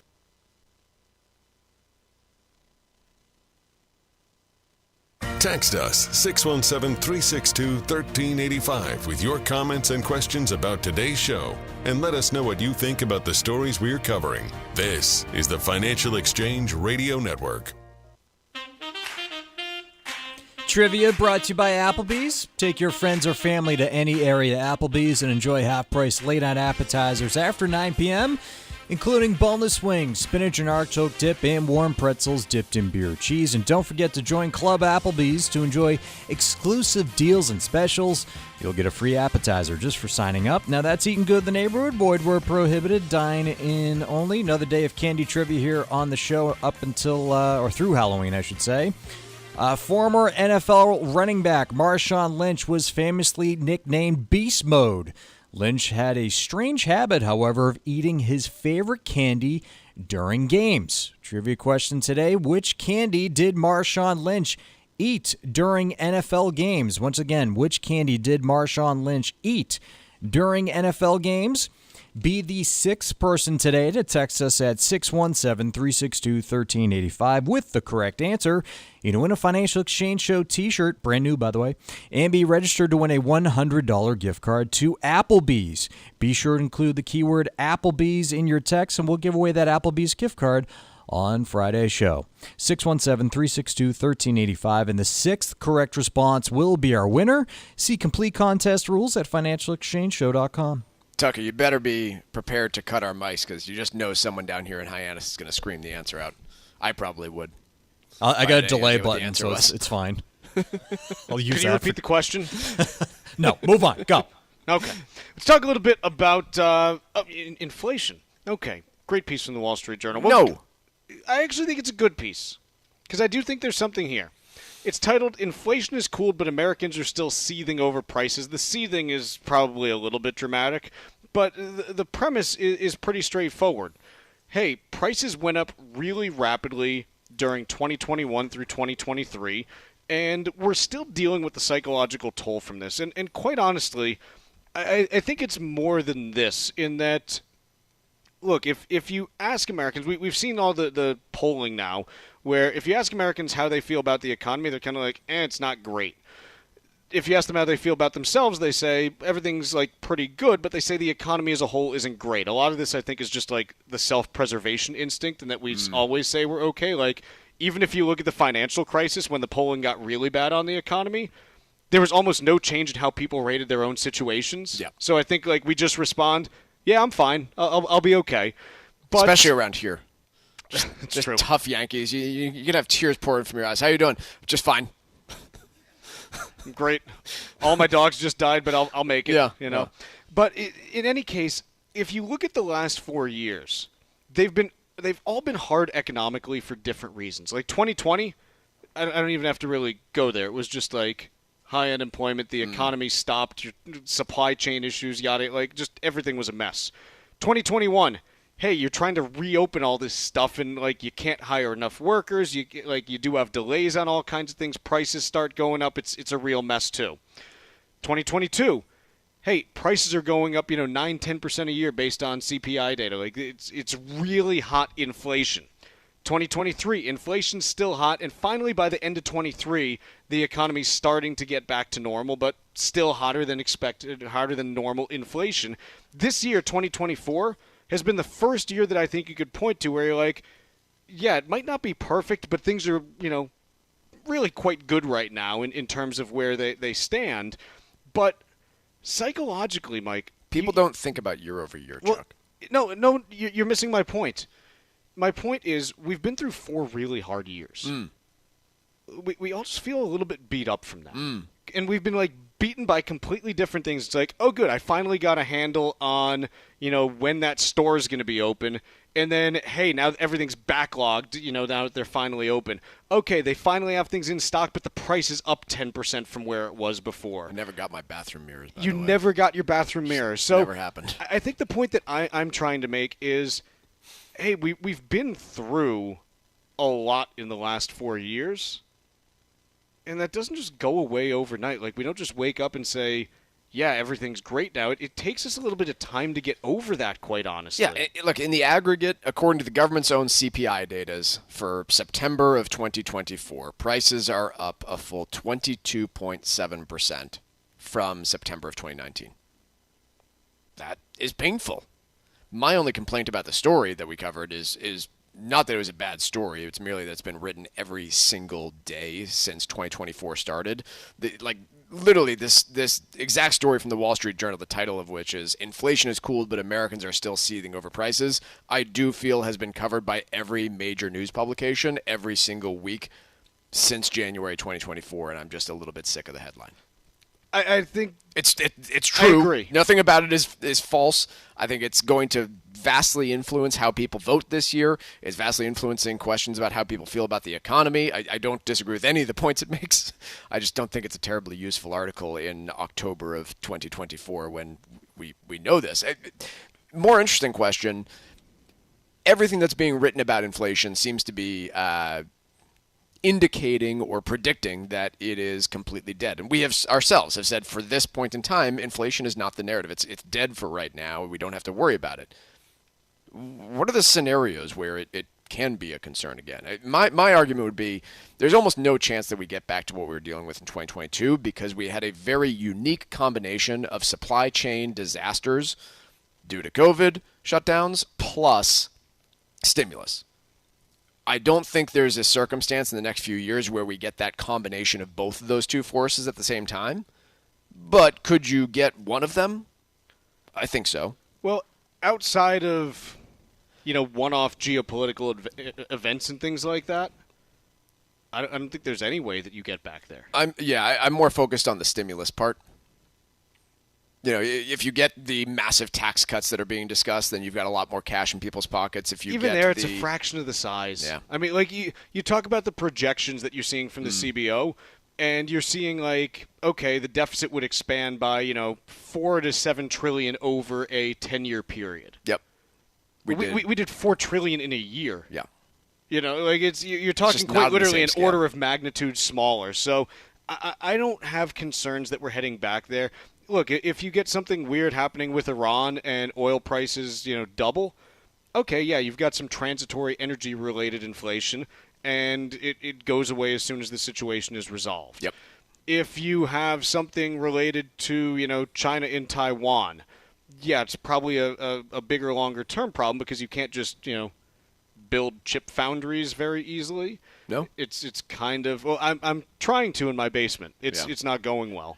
And so it's something where I just don't see it other than those cases where you have a true war breaking out, on a global level. And that's just not something that you can plan as far as like, hey, it's going to happen to, like, I don't know when and if, something would happen. So I think it's not my big concern because we don't have the conditions in place that otherwise would make you concerned about inflation. Quick break here. We got the trivia answer next.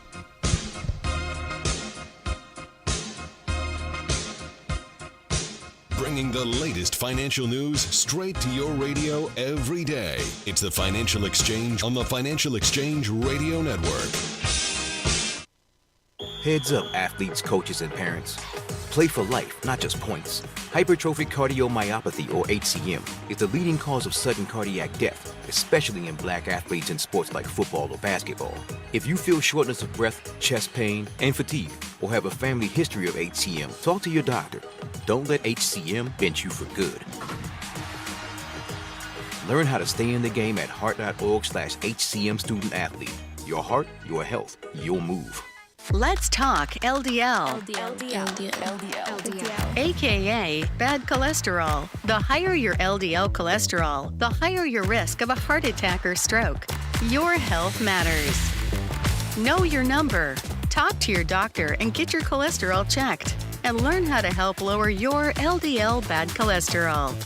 Because your health is in your hands. Find out more at heart.org/LDL. Fall is in full swing. The leaves are changing, the days are getting shorter, and the cold is inching closer. Don't let the prospect of darkness at 4 p.m. get you down, because your next incredible vacation is just a click away. The U.S. Virgin Islands are St. Croix, St. Thomas, and St. John. Enjoy one or all three and experience rich history, world-class cuisine, a wide variety of water sports, and the most pristine beaches anywhere in the world. Go to visitusvi.com and check out the American Caribbean, where you'll find all the information you need to book a trip you'll never forget. Upon arrival, you'll fall naturally in rhythm with the heartbeat of the islands. Travel to and from New England is simple, and your stay will be hassle-free because this is the American Caribbean. There's no passport required and no money to exchange. Whether it's a romantic getaway or a family vacation, make your plans now to get out of the cold and head to America's Caribbean paradise. Go to visitusvi.com and book your trip of a lifetime today. That's visitusvi.com.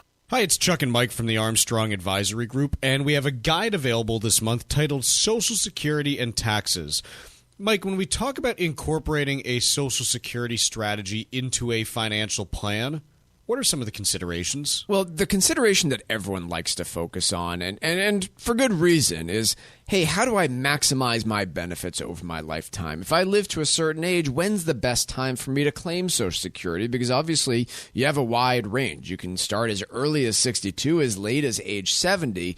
And depending on how long you live, there's a calculation to figure out what would be the most benefits you would receive over your lifetime. But I would argue that for most folks, that's probably not the most important consideration to be making. What is the most important one? So I would be focusing on the impact of certain items to the success of your financial plan. So for example, if you look at your plan and say, wow, if I face a lot of inflation in retirement, maybe just because prices in general go up more than I anticipate, then delaying Social Security in order to get a larger base on which COLA is adjusted could be a really positive impact to your plan. On the other hand, if you have a shorter than normal life expectancy or a longer than normal life expectancy, both of those come into play as well when figuring out the appropriate time to claim that Social Security benefit.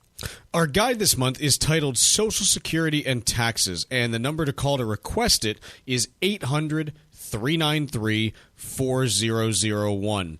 Again, the guide that's available this month is called Social Security and Taxes, and the number to call to request it is 800-393-4001. The proceeding was paid for by Armstrong Advisory Group, a registered investment advisor. Nothing in the ad or in any Armstrong guide is specific financial, legal, or tax advice. Consult your own financial, tax, and estate planning advisors before making any investment decisions. Armstrong may contact you to offer investment advisory services. Are you retired like me and you just found out you owe the IRS a ton of money? Well, what would your life be like if they took your retirement savings away from you? They can do it, and your property. If you owe the IRS back taxes or you haven't filed in a while, the tax relief line is here to help you. They can stop the IRS from taking your retirement savings. If you qualify, you could have your tax bill reduced to zero. That's right. If you're retired and you owe the IRS a lot in back taxes, you could have your entire tax bill reduced to zero due. The IRS has now hired thousands of new employees, so they're ready to come after you. Don't let them take your retirement savings or property. Make this free call now. 800-251-2153. 800-251-2153. 800-251-2153. That's 800-251-2153. Miss any of the show? The Financial Exchange Show podcast is available on Apple, Spotify, and iHeartRadio. Hit the subscribe button and leave us a 5-star review. This is the Financial Exchange Radio Network.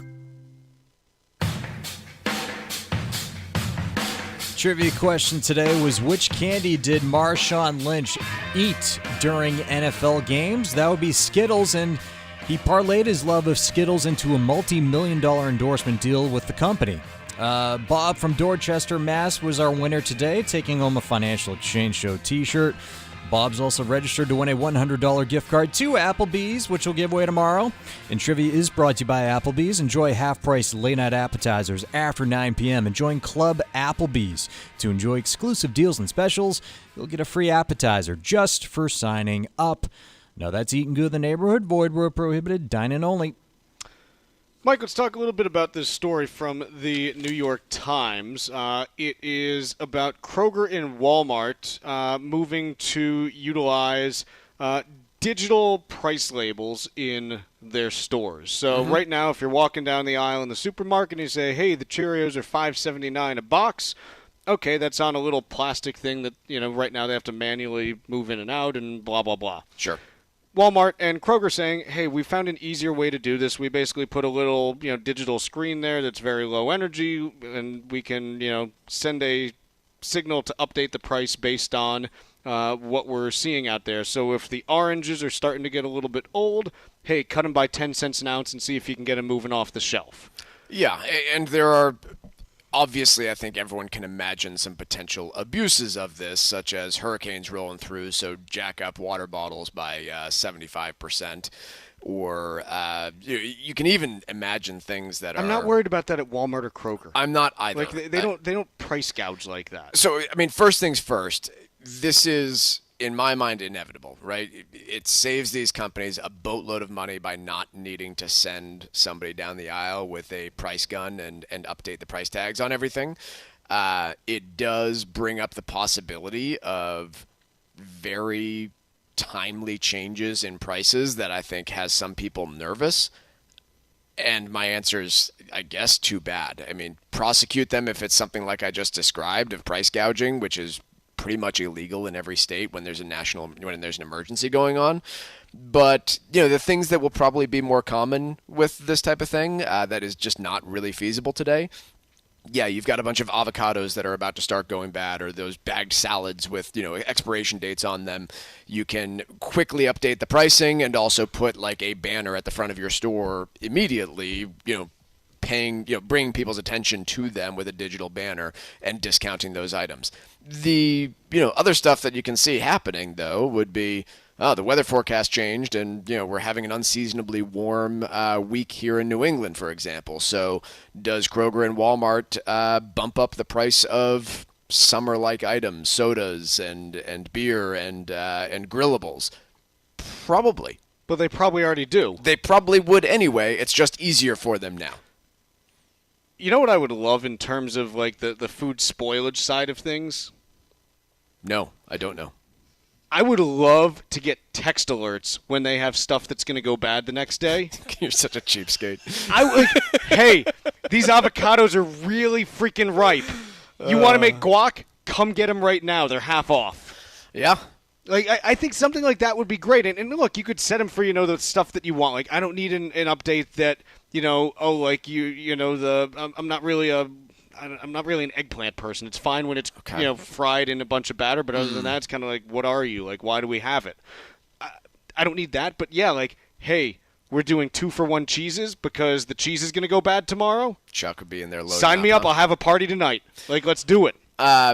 Yeah, I mean, my biggest problem with this story is Congress starting to ask questions of the companies as to why they're using the digital price tags and, how are you going to ensure that you're not price gouging? And one, they haven't even implemented the digital price tags yet. Two, there's nothing been insinuated that they intend to do anything with this other than make it easier for them to update their prices, which they do daily anyway. This is just cutting out some of the cost of doing so. And it probably will end up cutting both ways. Will there be more price changes to the upside because it's easier for them to do so? Yes, absolutely. That's also not price gouging. I also think that, look, I'm a big believer, hey, the role of government is to, solve problems that people can't solve on their own. That's why we have, like, the military, which is run by the government, because you don't want the two of us out there, like, hey, we're defending the country. Yeah, like that would go badly. We wouldn't really do much. Combined 10 feet tall. Yeah, it wouldn't, like, people would run over us in 2 minutes. Like, it would go really badly for the entire country if we were, personally responsible. So I think that in this case, I look at it and you say, okay, like, what's the potential downside? Okay, it's Walmart and Kroger can raise their prices on groceries in ways that they couldn't otherwise. Well, how do we mitigate that without being like, hey, this is the right price for milk, because there is no right price for milk. You have competition. I keep coming back to you need to find ways to have more competition in the grocery space, which it's hard to, because if you've ever talked to anyone who works like in the business side of a grocery store, it's an awful business. You basically spend at this point, let's say you're building like a new Market Basket or Stop and Shop or Whole Foods or whatever it is. The premise is pretty simple. You identify where there's, not enough grocery stores to begin with. You spend about $20 to $30 million building a grocery store up front, and then you make 2 cents an item for the next 30 years in order to actually make a profit on the thing. It's a horrible business. And I think it's one where, look, if you want to find a way to, mitigate this, it's, hey, how do we make it easier to open grocery stores and have competition in that space? Because then if Walmart's raising its prices, okay, I can go across the street to Kroger that, they're both there now instead of just one, and they're not doing that because they want my business. Can I mention some of the dystopian, like, scary stuff that, I worry about with this type of thing, though? Like, I don't want grocery prices to be priced like airline tickets, right? Like, I can easily foresee a future where Walmart, because I've got the Walmart app on my phone, understands that, Mike Armstrong entered the store and is walking down the canned food aisle right now. And, looks like we were able to see that his paycheck and credit information is pretty good. And so let's switch all those prices up by 30% because Mike can pay. And like I spell that out as something that I do not expect to happen because guess what? I'm never going back to that store if that happens. But with the scary level of information that companies have about each and every one of us because of how we behave and how we download apps to do our shopping, that is the level of, like, these companies know the day you get paid. They know your credit score. They know your browsing history. They know a lot of kind of creepy information about you, and digital price tags don't really change that significantly, but, that scenario that I just played out isn't impossible. I think some of that could help, though. Like, hey, Chuck, we noticed you haven't bought vegetables in 3 weeks. Here's half off any vegetable just because you're going to get scurvy. Like, I could see it being a positive, too. Spouses generally serve as the beneficiary to your IRA or life insurance policy, but naming your estate the beneficiary has quite a few benefits. Cushing and Dolan are experts in elder law, and they can help you protect your assets from probate and the nursing home.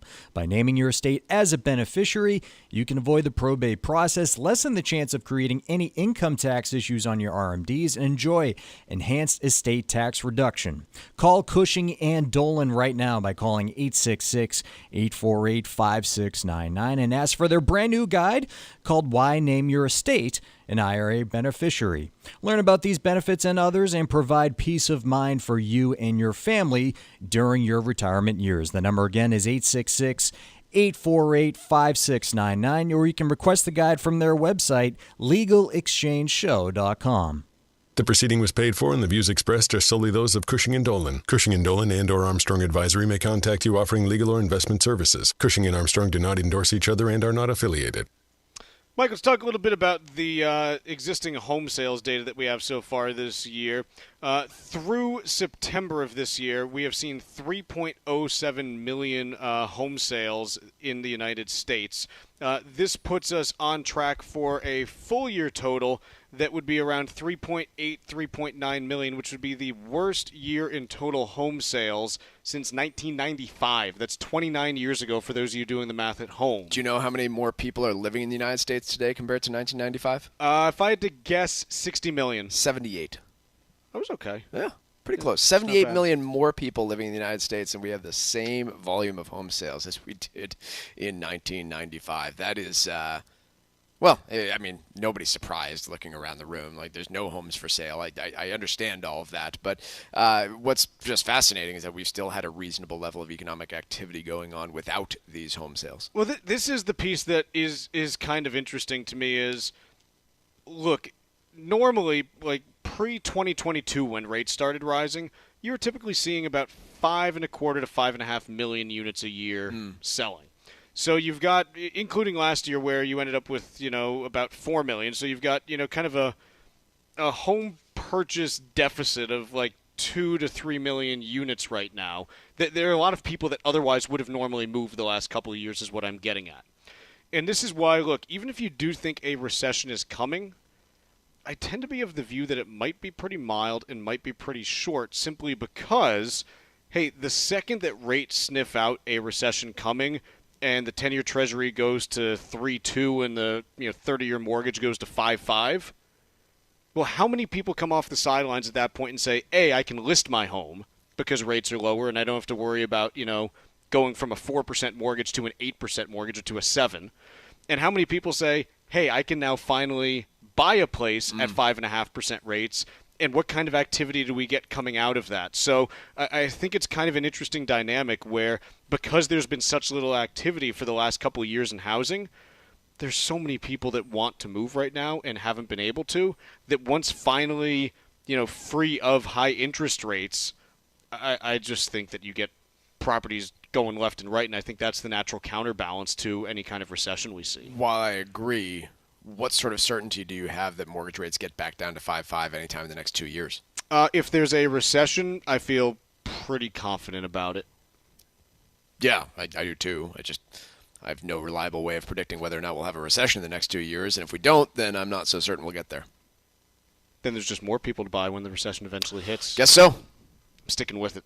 Let's take a quick break here. When we come back, it's time for a little bit of Stack Roulette. If you missed any of today's show, catch up whenever you want on our YouTube page. Find daily show segments and full shows. Just go to youtube.com and search for The Financial Exchange. This is your home for breaking business and financial news. This is The Financial Exchange Radio Network. If you run a small business, mismanaged inventory can be a major problem for you and your customers. SAB Solutions Incorporated has been a trusted advisor in helping companies with inventory management for more than 15 years. Using real-time data and digital technology, SAB Solutions can transform your traditional storeroom into an intelligent warehouse, making your business operate more efficiently. For more information or to ask for a no-cost assessment, visit us online at sabsolutionsma.com. That's sabsolutionsma.com. The Financial Exchange and Veterans Development Corporation are proud partners of the Disabled American Veterans Department of Massachusetts. The DAV provides thousands of hours of voluntary services at our VA medical centers and is the only DAV department in the country to lead a veterans housing initiative for single veterans and for those with families. These programs are critical to serving our veterans in their time of need. You can help our great American heroes by making a donation today. Please visit davma.org. That's davma.org. Spouses generally serve as the beneficiary to your IRA or life insurance policy. But naming your estate the beneficiary has quite a few benefits. Cushing & Dolan are experts in elder law, and they can help you protect your assets from probate and the nursing home. By naming your estate as a beneficiary, you can avoid the probate process, lessen the chance of creating any income tax issues on your RMDs, and enjoy enhanced estate tax reduction. Call Cushing & Dolan right now at 866-848-5699 and ask for their brand new guide called Why Name Your Estate an IRA Beneficiary. Learn about these benefits and others and provide peace of mind for you and your family during your retirement years. That number again is 866-848-5699. Or you can request the guide online by visiting our website at LegalExchangeShow.com. That's LegalExchangeShow.com. The proceeding was paid for and the views expressed are solely those of Cushing & Dolan. Cushing & Dolan and or Armstrong Advisory may contact you offering legal or investment services. Cushing & Dolan and Armstrong Advisory do not endorse each other and are not affiliated. To fully maximize your Social Security benefits, it's important to understand how Social Security may affect your taxes. Hi, this is Mike Armstrong from the Armstrong Advisory Group, and when deciding to collect Social Security benefits, it's essential to consider how those benefits interact with your other income sources, your tax situation, and your long-term financial goals. As an example, if you have tax-free or after-tax options in retirement, you can structure your financial plan to manage your future tax burden. Collecting Social Security too early without careful planning could limit your ability to manage taxes later in life. Our new free guide is called Social Security and Taxes, and it unpacks these issues and more. Get your free copy today by calling 800-393-4001. That's 800-393-4001. The proceeding was paid for by Armstrong Advisory Group, a registered investment advisor. Nothing in the ad or in any Armstrong guide is specific financial, legal, or tax advice. Consult your own financial, tax, and estate planning advisors before making any investment decisions. Armstrong may contact you to offer investment advisory services. It happens all over Massachusetts. Can you tie my shoes? In every home and every community. Be careful on your bike. Learning can happen anytime, anywhere. We'll see you at practice this weekend. And no matter how learning takes place in your family's life, DESE is there as your partner. The Massachusetts Department of Elementary and Secondary Education. Never stop learning. Find out more at mass.gov/back-to-school. Sponsored by the Massachusetts Department for Elementary and Secondary Education. As a busy mom to 4 kids, my to-do list is full. Trying to fit in exercise, eating right, and prioritizing self-care can feel next to impossible. While we can't add more hours to the day, we do have a great resource to help. Go Red for Women has easy tips, tools, and information to help you and your family live a healthier life. So to all the moms, the aunts, grandmothers, and amazing women out there doing it all, visit goredforwomen.org/momlife today. You take care of them, Go Red for Women will take care of you.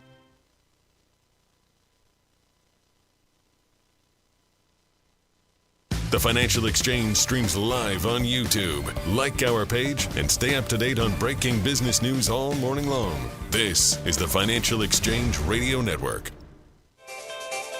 This segment of the Financial Exchange is brought to you in part by the U.S. Virgin Islands Department of Tourism. The U.S. Virgin Islands are St. Croix, St. Thomas, and St. John. Now's the time to start looking at a fabulous holiday vacation, and there's no better place than the U.S. Virgin Islands. Enjoy perfect weather, world-class dining, incredible beaches, and a vibrant nightlife. No passport is needed, and there's no money to exchange. Take your next vacation in America's Caribbean paradise, the United States Virgin Islands. Go to visitusvi.com to book your trip. That's visitusvi.com. Mike, what do you have for me for Stack Roulette today? I have another one of those creepy companies spying on you stories that I want to share. Have you ever been to the Intuit Dome south of Los Angeles where the Clippers play? That used to be the Crypto.com arena back during Crypto Peak, I believe. Okay. Well, I've never been, but these days, if you want to get into... If it's called the Intuit Dome, does that mean that we've reached, like, peak tax preparer? I don't know, I guess so. Because my general rule of thumb is that once you name a stadium after your product, usually you've run out of good ideas and your company's on the way down. Fair. To get inside the Intuit Dome, you first have to download the official app for the Intuit Dome. Is it intuitive? Probably not. The app will have your payment processor on there. It's also using facial recognition technology. So they want you to take a picture of your face and pay for your concessions with your face rather than a scanned app or a credit card. When you say take, like, yes, pay you with download your face, do I have to do a face. face print somewhere, or is it just a camera? Unclear. It looks like it might just be a camera. You do one of those walk-through concessions, and they just scan your face to determine what you purchased. Furthermore, really safe. The app has the ability to monitor how loud you are in the venue and do things like maybe offer discounts on concessions for those particularly loud customers who are getting really into the concert or the game. And why does this need to exist? When are we going to get to the point where we look at this stuff and say, no, this is far too weird and creepy. I am not taking a picture of my face with your app so you can market to me in the future and have way too much information about me. And then furthermore, how many times do we all need to be hacked before we stop giving these companies this information? They don't need my credit card information. They don't need a picture of my face. And they definitely don't need to listen to me from my pocket to determine how loudly I'm cheering for the concert. So you need to have this app in order to get in. That's according to the source that I'm seeing here, Marketplace. That is, I'm sure, like at Fenway Park, if you want to use cash, there's a way to do it. That's a giant pain because it's still true that some people don't have smartphones, therefore wouldn't be able to download the app. But yeah, the piece I'm seeing says if you want to get into the Intuit Dome, you must first download the official app. I guess I won't be going to the Intuit Dome. Yeah, wasn't planning on it anyway, but certainly is not going to be checking the box anytime soon. Mike, are you familiar with the German company Lilium? No. They are trying to make air taxis.